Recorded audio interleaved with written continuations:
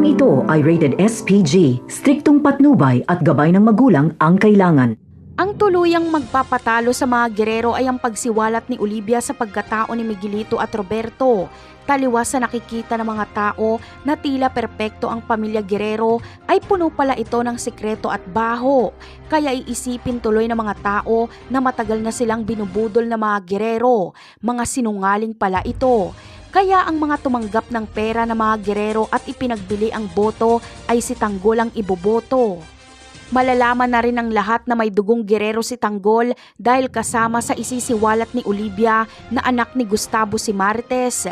Kaya mas ikakagalit ito ni Rigor kay Marites dahil kapatid umano ni Marites ang pumatay kay David na si Miguelito. Kaya para makaganti ay tatargetin ni Rigor si Marites. Gusto niya itong paslangin.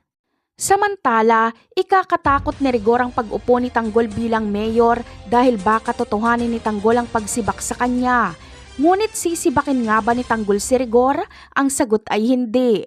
Bagkos ay ipapatawag niya pa si Rigor para bigyan ito ng assignment. Kay Rigor iuutos ni Tanggol ang pagsugpo sa iligal na droga sa buong Maynila. Walang pakialam si Tanggol kahit masagasaan pa ang kanyang pamilya. Dahil dito ay makakalaban ni Tanggol si Don Julio at Olivia. Dahil ituturing nilang traidor si Tanggol, gagawa ng paraan si Don Julio para mapatalsik si Tanggol sa pagka-mayor at nang sa ganon ay si Olivia ang umupo. Ipapangako kasi ni Olivia na proprotektahan niya ang negosyo ng Montenegro kung siya ang magiging mayor. Habang si Ramon naman ay maiipit sa sitwasyon. Gusto niyang ituloy ang kanilang negosyo pero ayaw niyang makalaban si Tanggol. Napakarami pa nating dapat abangan sa mga susunod na episode. Paalam!